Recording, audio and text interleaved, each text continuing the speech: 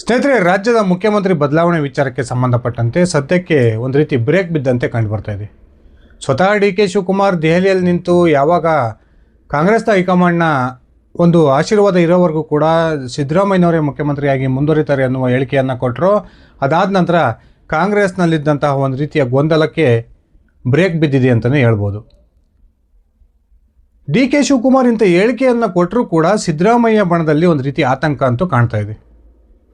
ಈ ಮುಖ್ಯಮಂತ್ರಿ ಬದಲಾವಣೆ ವಿಚಾರಕ್ಕೆ ಸಂಬಂಧಪಟ್ಟಂತೆ ಡಿ ಕೆ ಶಿವಕುಮಾರ್ ತಾವು ಒಬ್ಬಂಟಿಯಾಗಿ ಹೋರಾಟವನ್ನು ನಡೆಸ್ತಾ ಇದ್ದರೆ, ಸಿದ್ದರಾಮಯ್ಯ ಬಣದ ನಾಯಕರಂತೂ ಬಹುದೊಡ್ಡ ಒಂದು ಆತಂಕಕ್ಕೆ ಒಳಗಾಗಿದ್ದು ಪದೇ ಪದೇ ರಹಸ್ಯ ಸಭೆಗಳನ್ನು ನಡೆಸೋದು, ಒಂದು ಕಡೆ ಡಿನ್ನರ್ ಮೀಟಿಂಗನ್ನು ನಡೆಸೋದು, ಇನ್ನೊಂದು ಕಡೆ ಕೆ ಎನ್ ರಾಜಣ್ಣನವರ ಮನೆಯಲ್ಲಿ ಸಭೆ ಸೇರಿ ಚರ್ಚೆಯನ್ನು ಮಾಡೋದು, ಈ ರೀತಿಯ ಚಟುವಟಿಕೆಗಳನ್ನು ನಡೆಸ್ತಾ ಇರತಕ್ಕಂಥದ್ದು ನಿಜಕ್ಕೂ ಕೂಡ ಅಚ್ಚರಿಗೆ ಕಾರಣ ಆಗಿದೆ.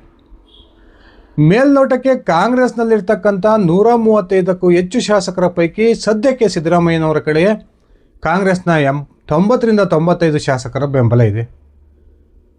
ಕಾಂಗ್ರೆಸ್ ಹೈಕಮಾಂಡ್ ಕೂಡ ಮುಖ್ಯಮಂತ್ರಿ ಬದಲಾವಣೆ ವಿಚಾರಕ್ಕೆ ಸಂಬಂಧಪಟ್ಟಂತೆ ಇನ್ನೂ ಯಾವುದೇ ಒಂದು ಸ್ಪಷ್ಟ ನಿರ್ಧಾರಕ್ಕೂ ಕೂಡ ಬಂದಿಲ್ಲ. ಇಂತಹ ಒಂದು ಪರಿಸ್ಥಿತಿಯಲ್ಲಿ ಯಾಕೆ ಸಿದ್ದರಾಮಯ್ಯ ಬಣ ಪದೇ ಪದೇ ಸಭೆಗಳನ್ನು ನಡೆಸುತ್ತೆ, ಪದೇ ಪದೇ ಒಂದು ದಲಿತ ಸಂಘಟನೆಗಳ ಮೂಲಕ ಇರ್ಬೋದು, ಅಹಿಂದ ಸಂಘಟನೆಗಳ ಮೂಲಕ ಇರ್ಬೋದು, ಒಂದು ಹೇಳಿಕೆಗಳನ್ನು ಕೊಡಿಸೋದ್ರ ಮೂಲಕ ಕಾಂಗ್ರೆಸ್ನ ಹೈಕಮಾಂಡ್ನ ಮೇಲೆ ಒತ್ತಡವನ್ನು ಹಾಕ್ತಕ್ಕಂಥ ಒಂದು ಪ್ರಯತ್ನಕ್ಕೆ ಯಾಕೆ ಕೈ ಹಾಕಿದೆ ಅನ್ನುವ ಪ್ರಶ್ನೆಗಳಂತೂ ಹುಟ್ಕೊಂಡಿದ್ದಾವೆ. ಸ್ನೇಹಿತರೆ, ಸಿದ್ದು ಬಳಗ ನಡೆಸ್ತಾ ಇರ್ತಕ್ಕಂಥ ಈ ಎಲ್ಲ ಉಪಾಯಗಳ ಹಿಂದೆ ಸಿದ್ದರಾಮಯ್ಯ ಹಾಗೂ ಅವರ ಬೆಂಬಲಿಗರಿಗೆ ಬಹುದೊಡ್ಡ ಒಂದು ಆತಂಕ ಕಾಡ್ತಾ ಇದೆ ಅನ್ನುವ ಒಂದು ಮಾತುಗಳು ಕೇಳಿ ಬರ್ತಾ ಇದ್ದು, ಈಗ ಆ ಸಿದ್ದರಾಮಯ್ಯ ಬಳಗಕ್ಕೆ ಕಾಡ್ತಾ ಇರ್ತಕ್ಕಂಥ ಆತಂಕ ಏನು ಅನ್ನೋದನ್ನು ನಾನು ವಿವರಿಸ್ತಾ ಹೋಗ್ತೀನಿ. ಅದಕ್ಕಿಂತ ಮುಂಚೆ ನೀವಿನ್ನು ನನ್ನ ಇಟ್ಕೆ ಎಮ್ ಅಂತ ಯೂಟ್ಯೂಬ್ ಚಾನಲ್ಗೆ ಸಬ್ಸ್ಕ್ರೈಬ್ ಮಾಡ್ಕೊಂಡಿಲ್ಲ ಅಂದರೆ ದಯವಿಟ್ಟು ಸಬ್ಸ್ಕ್ರೈಬ್ ಮಾಡಿಕೊಂಡು ಬೆಲ್ ಬಟನನ್ನು ಕ್ಲಿಕ್ ಮಾಡಿ. ನಾನು ಕೊಡ್ತಕ್ಕಂಥ ಮಾಹಿತಿ ನಿಮ್ಗೆ ಇಷ್ಟ ಆಗಿದ್ದರೆ ಈ ವಿಡಿಯೋಗೆ ಲೈಕ್ ಮಾಡಿ, ಶೇರ್ ಮಾಡಿ, ಕಮೆಂಟ್ ಮಾಡಿ. ಅಹಿಂದ ವರ್ಗದ ಅತ್ಯಂತ ಬಲಿಷ್ಠ ನಾಯಕ, ಒಂದು ಕಡೆ ಸಿದ್ದರಾಮಯ್ಯನವರನ್ನು ಮುಖ್ಯಮಂತ್ರಿ ಸ್ಥಾನದಿಂದ ಕೆಳಗಿಳಿಸ್ಬಿಟ್ರೆ ಕಾಂಗ್ರೆಸ್ ಸರ್ಕಾರವೇ ಪತನ ಆಗುತ್ತೆ ಅನ್ನುವ ಚರ್ಚೆಗಳು ಕೂಡ ಜೋರಾಗಿ ನಡೀತಾ ಇದ್ದಾವೆ. ಕಾಂಗ್ರೆಸ್ ಹೈಕಮಾಂಡ್ ನಾಯಕರ ಒಂದು ಮಟ್ಟದಲ್ಲಿನೇ ಈ ಮುಖ್ಯಮಂತ್ರಿ ಬದಲಾವಣೆ ವಿಚಾರಕ್ಕೆ ಎರಡು ಬಣಗಳಾಗಿದ್ದಾವೆ. ಒಂದು ಕಡೆ ಸೋನಿಯಾ ಗಾಂಧಿ, ಪ್ರಿಯಾಂಕಾ ವಾದ್ರಾ ಡಿ ಕೆ ಶಿವಕುಮಾರ್ ಅವರನ್ನು ಮುಖ್ಯಮಂತ್ರಿ ಮಾಡಬೇಕು ಅನ್ನುವ ಒಂದು ಮನಸ್ಥಿತಿಯಲ್ಲಿದ್ದರೆ, ಇನ್ನೊಂದು ಕಡೆ ರಾಹುಲ್ ಗಾಂಧಿ ಯಾವುದೇ ಕಾರಣಕ್ಕೂ ಕೂಡ ಕರ್ನಾಟಕದ ಮುಖ್ಯಮಂತ್ರಿಯನ್ನು ಟಚ್ ಮಾಡೋದು ಬೇಡ, ಸದ್ಯಕ್ಕೆ ಸಿದ್ದರಾಮಯ್ಯನವರೇ ಮುಂದುವರಿಲಿ ಅನ್ನುವ ಒಂದು ನಿರ್ಧಾರಕ್ಕೆ ಬಂದಿದ್ದಾರೆ ಅನ್ನುವ ಮಾತುಗಳು ಕೇಳಿ ಬರ್ತಾ ಇದ್ದಾವೆ. ಒಂದು ಕಡೆ ಡಿ ಕೆ ಶಿವಕುಮಾರ್ ಪದೇ ಪದೇ ದೆಹಲಿಯ ಪ್ರವಾಸವನ್ನು ಕೈಗೊಳ್ತಾರೆ. ಆ ಮೂಲಕ ಕಾಂಗ್ರೆಸ್ ಹೈಕಮಾಂಡ್ ನಾಯಕರನ್ನು ಭೇಟಿಯಾಗೋದ್ರ ಮೂಲಕ ತಾವು ಏನು ತನಗೆ 2023ರ ಚುನಾವಣೆಯ ಫಲಿತಾಂಶದ ನಂತರ ಒಂದು ವಾಗ್ದಾನವನ್ನು ಮಾಡಿದ್ರಿ, ಆ ವಾಗ್ದಾನವನ್ನು ಈಡೇರಿಸ್ರಿ ಅನ್ನುವ ಒಂದೇ ಒಂದು ಒತ್ತಡವನ್ನು ಕಾಂಗ್ರೆಸ್ ಹೈಕಮಾಂಡ್ ನಾಯಕರ ಮುಂದೆ ಆಗ್ತಾ ಇದ್ದಾರೆ. ಅಷ್ಟನ್ನು ಬಿಟ್ಟರೆ ಡಿ ಕೆ ಬೆಂಬಲಿಗರು ಅಲ್ಲೊಂದು ಇಲ್ಲೊಂದು ಬಹಿರಂಗ ಹೇಳಿಕೆಯನ್ನು ಕೊಡೋದು ಬಿಟ್ಟರೆ ಡಿ ಕೆ ಶಿವಕುಮಾರ್ ಬಣದಿಂದ ಅಂತಹ ಒಂದು ದೊಡ್ಡ ಒಂದು ರಾಜಕೀಯ ಚಟುವಟಿಕೆದಂತೂ ನಡೀತಾ ಇಲ್ಲ. ತಾನು ಉಳಿದಿರ್ತಕ್ಕಂಥ ಅವಧಿಗೂ ಕೂಡ ಮುಖ್ಯಮಂತ್ರಿ ಆಗ್ತೀನಿ, ನನ್ನ ಮತ್ತು ಡಿ ಕೆ ಶಿವಕುಮಾರ್ ನಡುವೆ ಯಾವುದೇ ಒಂದು ಒಪ್ಪಂದ ಆಗಿಲ್ಲ, ಹಾಗೆ ಹೀಗೆ ಅನ್ನುವ ಬಹಿರಂಗ ಹೇಳಿಕೆಯನ್ನು ಕೊಡ್ತಕ್ಕಂಥ ಸಿದ್ದರಾಮಯ್ಯನವರು ಅವರ ಬೆಂಬಲಿಗರ ಮೂಲಕ ಪದೇ ಪದೇ ರಹಸ್ಯ ಸಭೆಗಳನ್ನು ನಡೆಸ್ತಾ ಇರತಕ್ಕಂಥದ್ದು, ಕಾಂಗ್ರೆಸ್ ಶಾಸಕರನ್ನು ಒಂದು ವಿಶ್ವಾಸಕ್ಕೆ ತೆಗೆದುಕೊಳ್ತಕ್ಕಂಥ ಒಂದು ಪ್ರಯತ್ನವನ್ನು ಮಾಡ್ತಾ ಇರೋದು ನಿಜಕ್ಕೂ ಕೂಡ ಸಿದ್ದರಾಮಯ್ಯನವರಿಗೆ ಒಂದು ರೀತಿಯ ಆತಂಕ ಕಾಡ್ತಾ ಇದೆಯಾ ಅನ್ನುವ ಪ್ರಶ್ನೆಗಳನ್ನು ಹುಟ್ಟಾಕಿದೆ.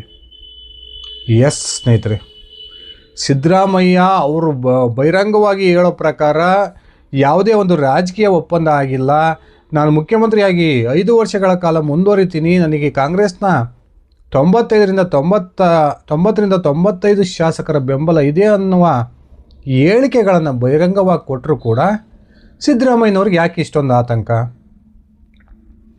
ಸಿದ್ದರಾಮಯ್ಯನವರು ರಾಜ್ಯದ ಮುಖ್ಯಮಂತ್ರಿಯಾಗಿ ಮುಂದುವರಿಬೇಕಾಗಿರ್ತಕ್ಕಂಥದ್ದು ಸಿದ್ದರಾಮಯ್ಯನವ್ರಿಗಿಂತ ಅತ್ಯಂತ ಪ್ರಮುಖವಾಗಿ ಅವರ ಬೆಂಬಲಿಗರಿಗೆ ಅವಶ್ಯಕ. ಸಿದ್ದರಾಮಯ್ಯನವರ ಕಾರಣಕ್ಕೇ ಅಹಿಂದ ವರ್ಗ ಸಾರಾಸಗಟವಾಗಿ 2023ರ ವಿಧಾನಸಭಾ ಚುನಾವಣೆಯಲ್ಲಿ ಕಾಂಗ್ರೆಸ್ಸನ್ನು ಬೆಂಬಲಿಸಿತ್ತು ಅಂದರೆ ಅದರಲ್ಲಿ ಉತ್ಪ್ರೇಕ್ಷೆ ಅಂತೂ ಇಲ್ಲ. ಈ ಕಾರಣಕ್ಕೆ ಸಿದ್ದರಾಮಯ್ಯ ಬಳಗ ಸಾಕಷ್ಟು ಒಂದು ಚಟುವಟಿಕೆಗಳಲ್ಲಿ ತೊಡಗಿದೆ. ಪದೇ ಪದೇ ಸಿದ್ದು ಬಳಗದಲ್ಲಿ ಗುರುತಿಸಿಕೊಂಡಿರ್ತಕ್ಕಂಥ ಪ್ರಭಾವಿ ಸಚಿವರ ಮನೆಯಲ್ಲಿ ರಹಸ್ಯ ಸಭೆಗಳನ್ನು ನಡೆಸೋದು, ಕಾಂಗ್ರೆಸ್ ಹೈಕಮಾಂಡ್ನ ಮುಂದೆ ಏನೆಲ್ಲ ಒಂದು ವಿಚಾರಗಳನ್ನ ನಾವು ಪ್ರಸ್ತಾಪ ಮಾಡಬೇಕು ಅನ್ನುವ ಒಂದು ಪ್ಲಾನನ್ನು ಮಾಡ್ಕೊಳ್ತಾ ಇರ್ತಕ್ಕಂಥದ್ದು. ಯಾಕೆ ಈ ರೀತಿಯ ಚಟುವಟಿಕೆಗಳು ಸಿದ್ದು ಬಳಗದಲ್ಲಿ ನಡೀತಾ ಇದ್ದಾವೆ? ಸ್ನೇಹಿತರೆ, ನಿಜಕ್ಕೂ ಕೂಡ ಬಹಿರಂಗವಾಗಿ ಸಿದ್ದರಾಮಯ್ಯ ಏನೇ ಹೇಳಿಕೆಗಳನ್ನು ಕೊಡ್ಬೋದು, ಆದರೆ ಅವರಿಗೆ ಅತ್ಯಂತ ಸ್ಪಷ್ಟವಾಗಿ ಗೊತ್ತಿದೆ, ಇದನ್ನು ಸಿದ್ದರಾಮಯ್ಯ ಬಳಗದಲ್ಲೇ ಗುರುತಿಸ್ಕೊಂಡಿರ್ತಕ್ಕಂಥ ಸತೀಶ್ ಜಾರಕಿಹೊಳಿ ಅವರು ಕೂಡ ಇತ್ತೀಚೆಗೆ ಒಂದು ಕ್ಲಿಯರನ್ನು ಮಾಡಿದ್ದಾರೆ. ಸಿದ್ದರಾಮಯ್ಯ ಮತ್ತು ಡಿ ಕೆ ಶಿವಕುಮಾರ್ ನಡುವೆ ಅಧಿಕಾರ ಹಂಚಿಕೆಯ ಒಪ್ಪಂದ ಆಗಿರೋದು 100% ಸತ್ಯ. ನೋಡಿದ್ರಲ್ಲ ಜಾರಕಿಹೊಳಿ ಇತ್ತೀಚೆಗೆ ಹೇಳಿದ್ದನ್ನು, ರಾಜ್ಯದಲ್ಲಿ ನಾಯಕತ್ವದ ಗೊಂದಲ ಇರೋದು ಸತ್ಯ, ಕಾಂಗ್ರೆಸ್ನ ಹೈಕಮಾಂಡ್ ಮಧ್ಯಪ್ರವೇಶ ಮಾಡೋದ್ರ ಮೂಲಕ ಆ ಗೊಂದಲಕ್ಕೆ ತೆರೆ ಎಳಿಬೇಕು, ಇಲ್ಲದೆ ಹೋದರೆ ಸರ್ಕಾರ ಹಾಗೂ ಕಾಂಗ್ರೆಸ್ ಎರಡಕ್ಕೂ ಕೂಡ ಅಪಾಯ ಕಟ್ಟಿಟ್ಬುತ್ತಿ ಅನ್ನುವ ಹೇಳಿಕೆಯನ್ನು ಸತೀಶ್ ಜಾರಕಿಹೊಳಿ ಅವರು ಇತ್ತೀಚೆಗೆ ಕೊಟ್ಟಿದ್ದರು. ಈ ಇಬ್ಬರ ನಡುವೆ ಅಧಿಕಾರ ಹಂಚಿಕೆ ಒಪ್ಪಂದ ಆಗದೆ ಹೋಗಿದ್ರೆ ಸತೀಶ್ ಜಾರಕಿಹೊಳಿ ಅವರು ಯಾಕೆ ಈ ರೀತಿಯ ಹೇಳಿಕೆಯನ್ನು ಕೊಡಬೇಕಿತ್ತು ಅನ್ನುವ ಪ್ರಶ್ನೆ ಅಂತ ಉಟ್ಕೊಂಡಿದೆ. ಈ ನಡುವೆ ಮೇಲ್ನೋಟಕ್ಕೆ ಡಿ ಕೆ ಶಿವಕುಮಾರ್ ಮತ್ತು ಅವರ ಬೆಂಬಲಿಗರು ಈ ಕುರ್ಚಿ ಬದಲಾವಣೆ ವಿಚಾರದಲ್ಲಿ ಸಂಪೂರ್ಣ ತಣ್ಣಗಾದಂತೆ ಕಂಡು ಬರ್ತಿದ್ದಾರೆ. ಅಲ್ಲಿಗೆ ಡಿ ಕೆ ಶಿವಕುಮಾರ್ ಎಲ್ಲ ಪ್ರಯತ್ನವನ್ನು ಕೈ ಬಿಟ್ಬಿಟ್ರ? ಖಂಡಿತವಾಗ್ಲೂ ಇಲ್ಲ. ಡಿ ಕೆ ಶಿವಕುಮಾರ್ ತಾನು ಮುಖ್ಯಮಂತ್ರಿ ಆಗೋದಕ್ಕೇನು ಮೊದಲಿಂದನೂ ಕೂಡ ಒಂದೇ ಒಂದು ಅಂಶವನ್ನು ಪ್ರಸ್ತಾಪ ಮಾಡ್ತಾ ಇದ್ದಾರೆ. ಕಾಂಗ್ರೆಸ್ ಹೈಕಮಾಂಡ್ ನಾಯಕರು ನನಗೆ ಭರವಸೆಯನ್ನು ಕೊಟ್ಟಿದ್ದಾರೆ, ಆ ಭರವಸೆಯನ್ನು ಈಡೇರಿಸ್ತಾರೆ. ಇದು ಡಿ ಕೆ ಶಿವಕುಮಾರ್ ಅವ್ರಿಗಿರ್ತಕ್ಕಂಥ ಒಂದೇ ಒಂದು ಗುರಿ. ಆದರೆ ಸಿದ್ದರಾಮಯ್ಯನವರಿಗೆ ನಿಜಕ್ಕೂ ಕೂಡ ನಾನು ಮುಖ್ಯಮಂತ್ರಿಯಾಗಿ ಮುಂದುವರಿತೀನೋ ಅಥವಾ ಕಾಂಗ್ರೆಸ್ ಹೈಕಮಾಂಡ್ ದೊಡ್ಡ ನಿರ್ಧಾರವನ್ನು ತೆಗೆದುಕೊಂಡು ಏನು ಈ ಹಿಂದೆ ಎಲ್ಲ ಮುಖ್ಯಮಂತ್ರಿಗಳನ್ನು ಒಂದು ಫೋನ್ ಕಾಲ್ ಮೂಲಕ ಒಂದು ಲಕೋಟೆಯನ್ನು ಬರೆದು ಕಳಿಸೋದ್ರ ಮೂಲಕ ಕಾಂಗ್ರೆಸ್ ಹೈಕಮಾಂಡ್ ಬದಲಾವಣೆ ಮಾಡಿದರೆ ಸಾಕಷ್ಟು ಉದಾಹರಣೆಗಳು ಇದ್ದಾವೆ. ಇದೇ ರೀತಿ ಒಂದು ಪರಿಸ್ಥಿತಿ ನನಗೂ ಬರ್ಬೋದು ಅನ್ನುವ ಆತಂಕ ನಿಜಕ್ಕೂ ಕೂಡ ಸಿದ್ದರಾಮಯ್ಯನವ್ರನ್ನ ಕಾಡ್ತಾ ಇದೆ. ಇದಿಷ್ಟೇ ಅಲ್ಲ ಸ್ನೇಹಿತರೆ, ಒಂದು ವೇಳೆ ಸಿದ್ದರಾಮಯ್ಯನವರಿಗೆ ಹೈಕಮಾಂಡ್ ಮುಖ್ಯಮಂತ್ರಿ ಸ್ಥಾನಕ್ಕೆ ರಾಜೀನಾಮೆಯನ್ನು ಕೊಡೋ ಸೂಚನೆಯನ್ನು ಕೊಟ್ಟು ಅದಾದ ನಂತರ ಸಿದ್ದರಾಮಯ್ಯ ತಮ್ಮ ಹೈಕಮಾಂಡ್ ವಿರುದ್ಧ ತಿರುಗಿ ಬೀಳ್ತಕ್ಕಂಥ ಪ್ರಸಂಗ ಬಂದರೆ ಸಿದ್ದರಾಮಯ್ಯ ಬಳಗದಲ್ಲಿ ಗುರುತಿಸಿಕೊಂಡಿರ್ತಕ್ಕಂಥ ಎಷ್ಟು ಶಾಸಕರು ಕಾಂಗ್ರೆಸ್ ಹೈಕಮಾಂಡನ್ನು ಎದುರಾಕೊಂಡು ಸಿದ್ದರಾಮಯ್ಯನವರನ್ನು ಬೆಂಬಲಿಸ್ತಾರೆ ಅನ್ನುವ ಪ್ರಶ್ನೆ ಕೂಡ ಹುಟ್ಟುಕೊಂಡಿದೆ. ಇಲ್ಲಿ ಪ್ರಮುಖವಾದ ಒಂದು ಅಂಶ ಇದೆ. ಮುಂದಿನ ವಿಧಾನಸಭಾ ಚುನಾವಣೆಯಲ್ಲಿ ಸಿದ್ದರಾಮಯ್ಯನವರು ಸಂಪೂರ್ಣವಾಗಿ ರಾಜಕೀಯ ನಿವೃತ್ತಿಯನ್ನು ತೆಗೆದುಕೊಂಡಿರ್ತಾರೆ ಅನ್ನೋದು ಎಲ್ಲರಿಗೂ ಗೊತ್ತಿರತಕ್ಕಂಥ ವಿಚಾರ. ಆ ಕಾರಣಕ್ಕೆ ಉಳಿದಿರ್ತಕ್ಕಂಥ ನಾಯಕರ ನೇತೃತ್ವದಲ್ಲಿಯೇ ಈಗಿರುವ ಕಾಂಗ್ರೆಸ್ನ ನಾಯಕರಾಗಲಿ ಶಾಸಕರಾಗಲಿ ಮುಂದಿನ ಚುನಾವಣೆಯನ್ನು ಎದುರಿಸಬೇಕು. ಇಂತಹ ಒಂದು ಪರಿಸ್ಥಿತಿಯಲ್ಲಿ ಸಿದ್ದರಾಮಯ್ಯನವರನ್ನು ಬೆಂಬಲಿಸ್ತಕ್ಕಂಥ ಉಮ್ತನಕ್ಕೆ ಬಂದು ಕಾಂಗ್ರೆಸ್ ಹೈಕಮಾಂಡ್ ಏನಾದರೂ ಈ ಶಾಸಕರು ಎದುರಾಕೊಳ್ಳೋ ಸಾಧ್ಯತೆಗಳಿದ್ದಾವ? ಸಿದ್ದರಾಮಯ್ಯ ಬಳಗದಲ್ಲಿ ಗುರುತಿಸ್ಕೊಂಡಿರ್ತಕ್ಕಂಥ ಅತ್ಯಂತ ಕಟ್ಟ ಸಿದ್ದರಾಮಯ್ಯ ಬೆಂಬಲಿಗರು ಅನ್ಸ್ಕೊಂಡಿರ್ತಕ್ಕಂಥ ಕೆಲವೊಂದಿಷ್ಟು ಶಾಸಕರು ಹೈಕಮಾಂಡ್ ಮಾತಿಗೂ ಕೂಡ ಸೆಡ್ಡನ್ನು ಹೊಡೆದು ಸಿದ್ದರಾಮಯ್ಯನವರ ಬೆಂಬಲಕ್ಕೆ ನಿಲ್ಬೋದು. ಆದರೆ ಈ ಆಸೋಲೇಷನ್ ಮನಸ್ಥಿತಿಯಲ್ಲಿ ಇದ್ದಾರಲ್ಲ, ತಾವು ಹೈಕಮಾಂಡ್ ಹೇಳ್ದಂಗೆ ಕೇಳ್ತೀವಿ, ರಾಜ್ಯದ ಮುಖ್ಯಮಂತ್ರಿ ಡಿ ಕೆ ಶಿವಕುಮಾರ್ ಆಗೋದಾದರೆ ಆಗಲಿ ಅನ್ನುವ ಮನಸ್ಥಿತಿಯಲ್ಲಿರ್ತಕ್ಕಂಥ ಸಿದ್ದರಾಮಯ್ಯ ಬಳಗದಲ್ಲಿ ಈಗಿರ್ತಕ್ಕಂಥ ಶಾಸಕರು ಒಂದು ವೇಳೆ ಹೈಕಮಾಂಡ್ ಸ್ಪಷ್ಟವಾದ ನಿರ್ದೇಶನವನ್ನು ಕೊಟ್ಟರೆ ತಮ್ಮ ಹೈಕಮಾಂಡ್ನ ಪರವಾಗಿ ನಿಲ್ತಾರೆ. ಹೈಕಮಾಂಡ್ ಯಾರನ್ನು ಮುಖ್ಯಮಂತ್ರಿ ಆಗಬೇಕು ಅನ್ನುವ ಸೂಚನೆಯನ್ನು ಕೊಡುತ್ತೋ ಅವರಿಗೆ ಬಹಿರಂಗ ಬೆಂಬಲವನ್ನು ಈ ಶಾಸಕರು ಕೊಡ್ತಾರೆ. ಈ ಒಂದು ಆತಂಕ ಕೂಡ ಸಿದ್ದರಾಮಯ್ಯನವರಿಗೆ ಕಾಡ್ತಾ ಇರತಕ್ಕಂಥದ್ದು ಸುಳ್ಳಲ್ಲ. ಅದೇ ಕಾರಣಕ್ಕೆ ಸಿದ್ದರಾಮಯ್ಯ ಪದೇ ಪದೇ ನಾನೇ ಮುಖ್ಯಮಂತ್ರಿ ಆಗಿರ್ತೀನಿ ಅಂತ ಹೇಳಿಕೆಯನ್ನು ಕೊಡ್ತಾರೆ. ಇನ್ನೊಂದು ಕಡೆ ಅವ್ರ ಬೆಂಬಲಿಗರು ಹೈಕಮಾಂಡ್ನ ಮೇಲೆ ಒತ್ತಡವನ್ನು ಹಾಕ್ತಕ್ಕಂಥ ಪ್ರಯತ್ನವನ್ನು ನಡೆಸ್ತಾ ಇದ್ದಾರೆ. ಇದು ನಿಜವಾಗಲೂ ಕಾಂಗ್ರೆಸ್ನಲ್ಲಿ ನಡೀತಿರ್ತಕ್ಕಂಥ ಒಂದು ಬೆಳವಣಿಗೆ. ಒಂದು ಕಡೆ ಡಿ ಕೆ ಶಿವಕುಮಾರ್ ಸೈಲೆಂಟಾಗಿಯೇ ತಾನು ಅಂದ್ಕೊಂಡಿದ್ದನ್ನು ಸಾಧಿಸೋಕೆ ಹೊರಟಿದ್ದಾರೆ. ಹೈಕಮಾಂಡ್ ಹೇಳ್ದಂಗೆ ಕೇಳ್ತೀವಿ ಅನ್ನುವ ಹೇಳಿಕೆಯನ್ನು ಕೊಡೋದ್ರ ಮೂಲಕ ತಾನು ಪಕ್ಷಕ್ಕೆ ಹಾಗೂ ಹೈಕಮಾಂಡ್ಗೆ ಎಷ್ಟು ನಿಷ್ಠ ಅನ್ನೋದನ್ನು ಪದೇ ಪದೇ ಡಿ ಕೆ ಶಿವಕುಮಾರ್ ಸಾಬೀತು ಮಾಡ್ತಕ್ಕಂಥ ಪ್ರಯತ್ನವನ್ನು ನಡೆಸ್ತಾ ಇದ್ದಾರೆ. ಕಾಂಗ್ರೆಸ್ ಹೈಕಮಾಂಡ್ಗೂ ಕೂಡ ಗೊತ್ತು, ಸಿದ್ದರಾಮಯ್ಯ ಬೇರೆ ಪಕ್ಷದಿಂದ ಬಂದವರು, ಬೇರೆ ಪಕ್ಷದಿಂದ ಕಾಂಗ್ರೆಸ್ಸಿಗೆ ಸೇರಿ 19 ವರ್ಷ ಆಗಿದೆ. ಈ 19 ವರ್ಷದ ಅವಧಿಯಲ್ಲಿ ಸಿದ್ದರಾಮಯ್ಯನವರಿಗೆ ಅಧಿಕಾರವನ್ನು ಕೊಡಬೇಕು ಅನ್ನೋ ಕಾರಣಕ್ಕೆ ಪಕ್ಷ ನಿಷ್ಠರಿಗೆ ಸಾಕಷ್ಟು ಒಂದು ಅವಕಾಶಗಳು ಕಾಂಗ್ರೆಸ್ ಹೈಕಮಾಂಡ್ ಕಡೆಯಿಂದ ವಂಚಿತವಾಗಿದ್ದಾವೆ. ಇದರಲ್ಲಿ ಮಲ್ಲಿಕಾರ್ಜುನ್ ಖರ್ಗೆ ಇರ್ಬೋದು, ಡಿ ಕೆ ಶಿವಕುಮಾರ್ ಇರ್ಬೋದು, ಜಿ ಪರಮೇಶ್ವರ್ ಅವರು ಇರ್ಬೋದು, ಇನ್ನು ಈ ರೀತಿ ಅನೇಕ ನಾಯಕರಿದ್ದಾರೆ. ಡಿ ಕೆ ಶಿವಕುಮಾರ್ ಪಕ್ಷಕ್ಕೆ ಒಂದು ಶಕ್ತಿ ಅನ್ನೋದು ನಿಜಕ್ಕೂ ಕೂಡ ಕಾಂಗ್ರೆಸ್ ಹೈಕಮಾಂಡ್ ನಾಯಕರಿಗೆ ಗೊತ್ತು.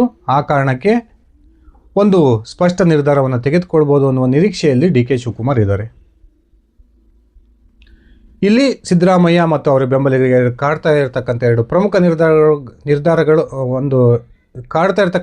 ಪ್ರಮುಖ ವಿಚಾರಗಳೇನೆಂದರೆ, ಒಂದು ಕಡೆ ಕಾಂಗ್ರೆಸ್ ಹೈಕಮಾಂಡ್ ಏನಾದರೂ ಸಡನ್ನಾಗಿ ಡಿಸಿಷನನ್ನು ತೆಗೆದುಕೊಂಡು ಸಿದ್ದರಾಮಯ್ಯನವರನ್ನು ಮುಖ್ಯಮಂತ್ರಿ ಕುರ್ಚಿಯನ್ನು ಬಿಡಬೇಕು ಅನ್ನುವ ಕಟ್ಟಾಜ್ಞೆಯನ್ನು ಹೊರಡಿಸಿದ್ದೇ ಆದರೆ, ಕೊನೆಗೆ ಸಿದ್ದರಾಮಯ್ಯ ಬಳಗದಲ್ಲಿ ಗುರುತಿಸಿಕೊಂಡಿರ್ತಕ್ಕಂಥ ಕಾಂಗ್ರೆಸ್ನ ಶಾಸಕರು ಮುಂದಿನ ಚುನಾವಣೆಯ ದೃಷ್ಟಿಯಿಂದ ತಮ್ಮ ಹೈಕಮಾಂಡ್ ಬೆಂಬಲಕ್ಕೆ ನಿಲ್ಲೋ ಒಂದು ಪ್ರಯತ್ನವನ್ನು ಮಾಡಿದರೆ, ಆಗ ಸಿದ್ದರಾಮಯ್ಯ ಏನೂ ಮಾಡದೇ ಇರತಕ್ಕಂಥ ಪರಿಸ್ಥಿತಿಗೆ ಬಂದು ನಿಲ್ತಾರೆ. ಇದೇ ಕಾರಣಕ್ಕೆ ಸಿದ್ದು ಬಳಗದ ಪ್ರಮುಖ ನಾಯಕರು ಪದೇ ಪದೇ ರಹಸ್ಯ ಸಭೆಗಳನ್ನು ನಡೆಸ್ತಾ ಇದ್ದಾರೆ. ಶಾಸಕರ ಬೆಂಬಲವನ್ನು ಪಡಿತಕ್ಕಂಥ ಪ್ರಯತ್ನವನ್ನು ನಡೆಸ್ತಾ ಇರೋದು ಬಹಿರಂಗ ಸತ್ಯ. ಸ್ನೇಹಿತರೆ, ತಾನು ಅತ್ಯಂತ ಪ್ರಬಲ, ತಾನೇ ಮುಖ್ಯಮಂತ್ರಿಯಾಗಿ ಮುಂದುವರಿತೀನಿ ಎನ್ನುವ ಹೇಳಿಕೆಯನ್ನು ಕೊಡ್ತಕ್ಕಂಥ ಸಿದ್ದರಾಮಯ್ಯನವರಿಗೂ ಕೂಡ ಕಾಂಗ್ರೆಸ್ನ ಹೈಕಮಾಂಡ್ನ ಭಯ ಕಾಡ್ತಾ ಇರೋದು ಸುಳ್ಳಲ್ಲ. ಇದಿಷ್ಟಾಗಿತ್ತು ನಾನು ಇವತ್ತು ನಿಮಗೆ ಕೊಟ್ಟಂಥ ಮಾಹಿತಿ. ನಾನು ಕೊಟ್ಟಿರ್ತಕ್ಕಂಥ ಮಾಹಿತಿ ನಿಮ್ಗೆ ಇಷ್ಟ ಆಗಿದ್ದರೆ ಈ ವಿಡಿಯೋಗೆ ಲೈಕ್ ಮಾಡಿ, ಶೇರ್ ಮಾಡಿ, ಕಮೆಂಟ್ ಮಾಡಿ. ಧನ್ಯವಾದಗಳು ಸ್ನೇಹಿತರೆ. ಶುಭ ದಿನ.